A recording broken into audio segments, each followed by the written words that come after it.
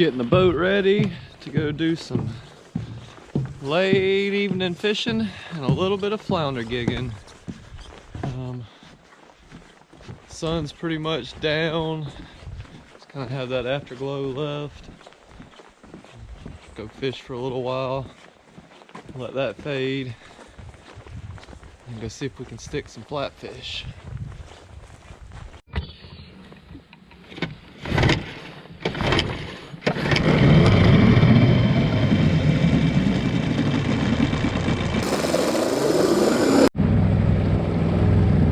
So we got our battery here, swamp eye up there on the front, little gator clip to connect the posts. Simple as it gets. The swamp eye is connected to a paddleboard paddle handle, and then I've got like a little LiketoFish kayak clip that holds it up out of the water. I'll give you a close-up of what all's going on there when we get up to the spot.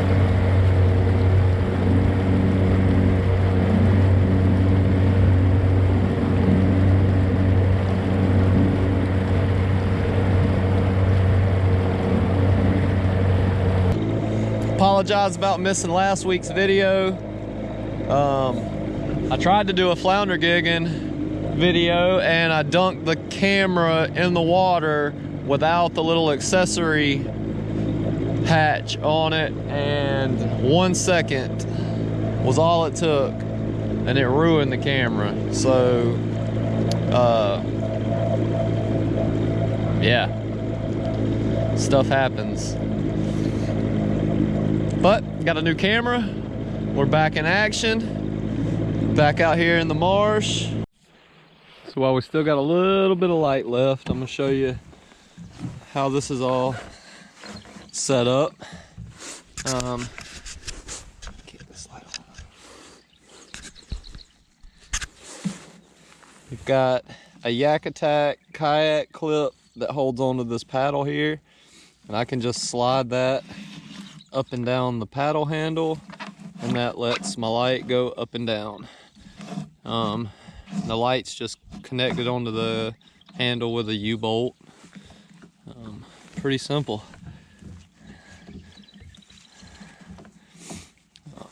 You'd have to rig you up some kind of something on the bow of your boat. This just goes through this hole that I have in the bow, designed for an anchor spike. And I got my little running lights clamped onto that. That's it.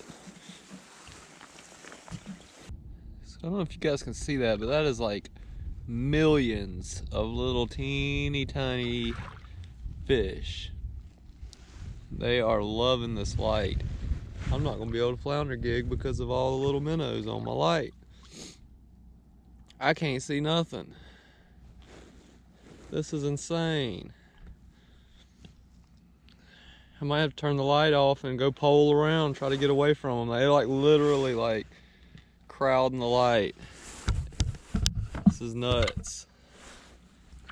Water clarity is really good. Now that I got away from the minnows, I know the guys down in Brunswick have been sticking some nice fish. Of course, they're a little further south and usually a little bit ahead of us. Kind of keep up with what they're doing and know what's coming at us. Not even a little tiny fish yet, so far it is not looking good.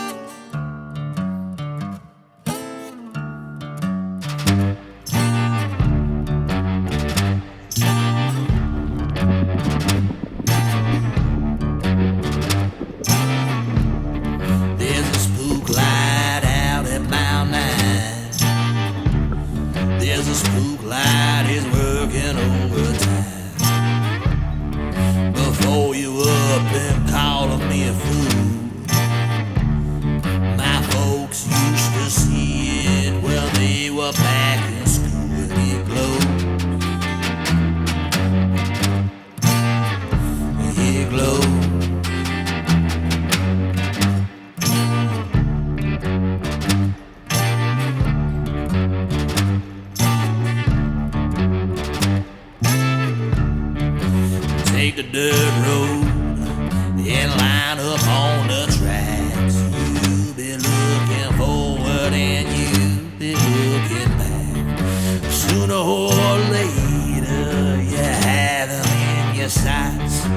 Turn off the engine, the radio, and the lights they glow.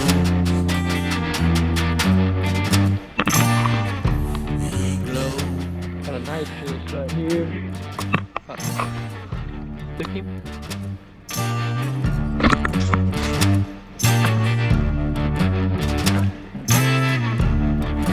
Just a drunk switchman walking down the track. Long came the train and hit him in the back.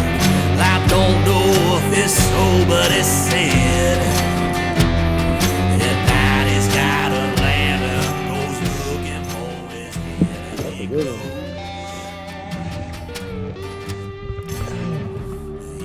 Turning out to be a pretty nice night.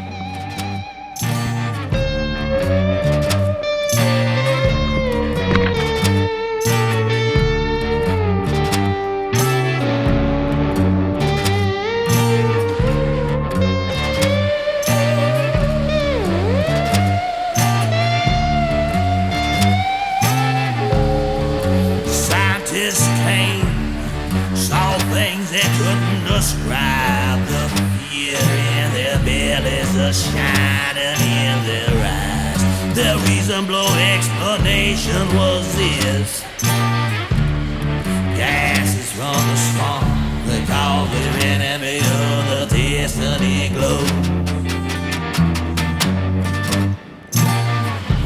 He glows.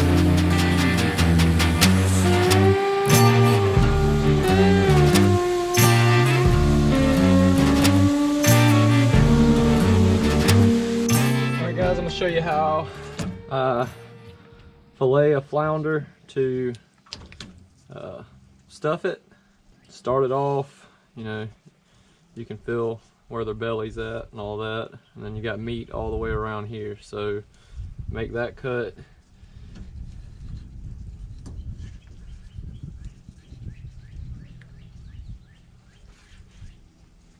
And then you'll make a cut down the lateral line.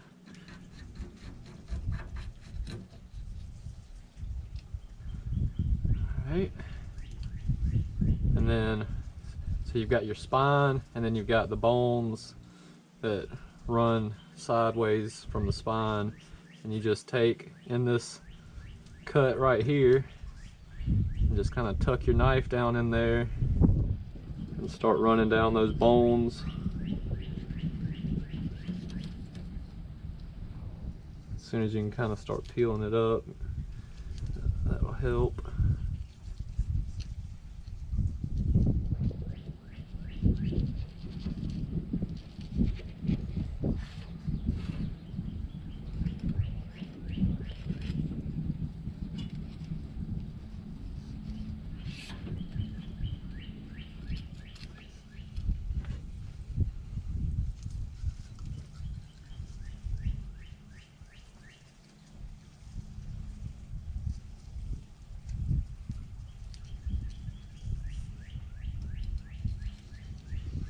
And the goal is to cut it all the way down to this fin without going through.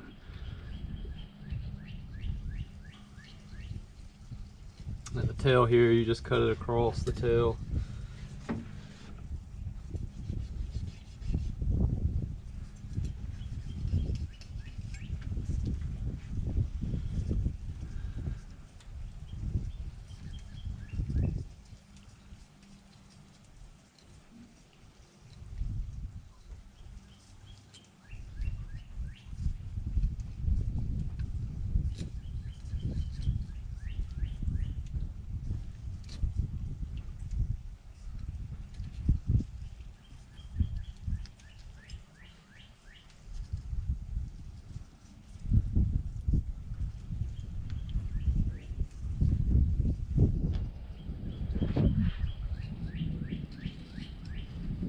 Alright, so you've got him cut all the way down to the fin there. Come back on this side, Same deal, follow your bones.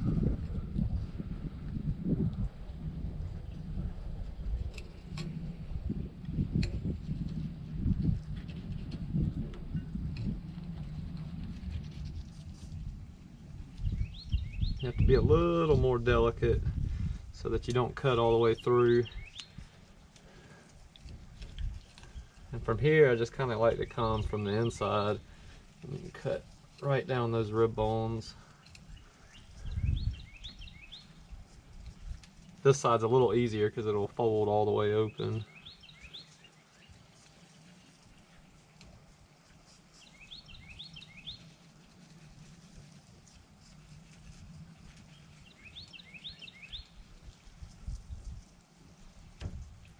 Then you flip him over. Same deal on this side.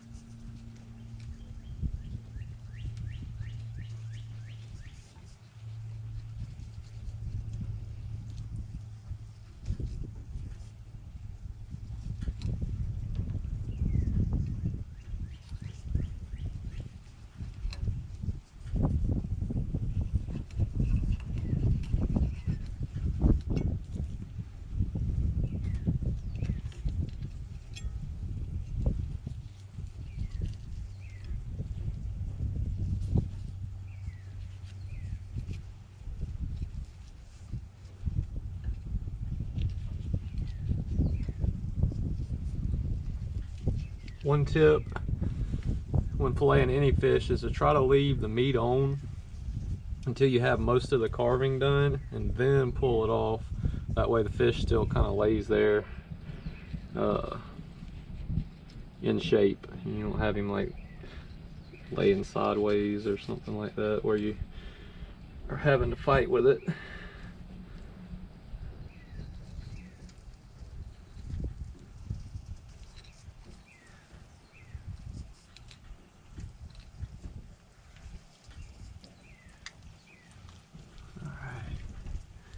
Then when you've got it pretty much there, kind of tore him right there. I hit a little bit of meat with the gig.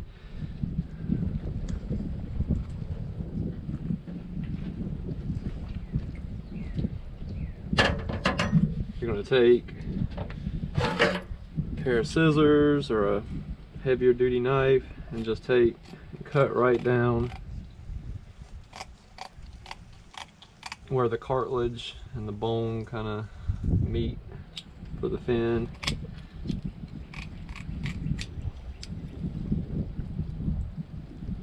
And then you have a nice half of a flounder ready to be stuffed with all your veggies and shrimp and crab and whatever other goodies you can put together. Come back and do the same deal for this side.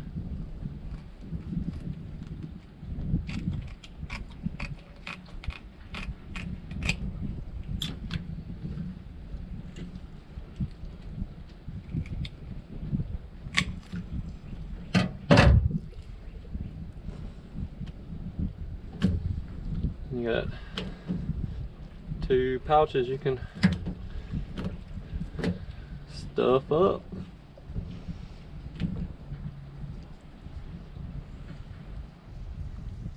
I mean, you ain't wasting nothing.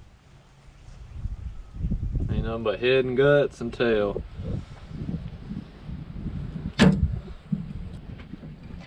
I got these guys in about an hour. It took me a little while to find them, but once I found them, like from the time I stuck the first one till the time I stuck the last one was probably 30 minutes. Could have kept going, but why? I mean, I've got 5 nice fish here. That's more than I personally can eat by myself. I'll probably invite a few friends over and bake them up. We'll fry a few whole and, you know, stuff these 2 big ones, and we'll sit down and have a good meal. You know, I personally won't go stick any more fish for a little while. When it gets late in the year and the flounder are starting to disappear, I'll make a few meat runs and put a few in the freezer, because flounder's, you know, one of my favorite fish to eat. You don't have to stick every fish you see. I let, you know, a couple swim the other night because they were kind of small. And had I not been doing this video, in all honesty, I probably wouldn't have done all 5 of these. 1 or 2 fish right now is good. I can go gigging all the time, and I'm not going to eat that many flounder. So one thing I like to do when I'm out there and I'm not exhausted or whatever, and I just am enjoying being on the water, once I stick my few eaters, just pole around and count them. You know, that gives you an idea of what's there, how the population's doing, if you should leave that area alone for a little while and start working a different area. You know, if you go and you pole around and you count a limit of fish off of a bar, you know, that's a pretty healthy bar. If you're only seeing a couple fish, you probably should leave that area alone for a little while and let the fish move back in.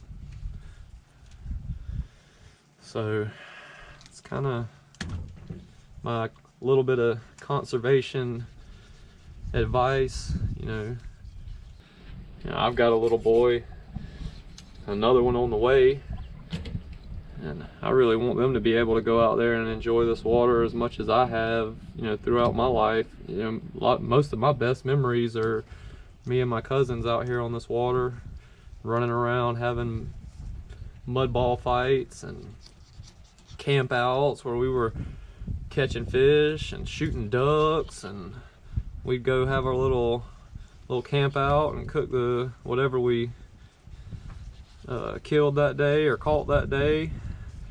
I don't know, we were wild kids, like not crazy wild kids, just wild, like wild kids. That's how I grew up.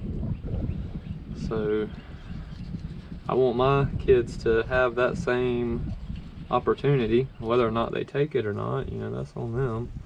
But that's what it's all about for me anyways.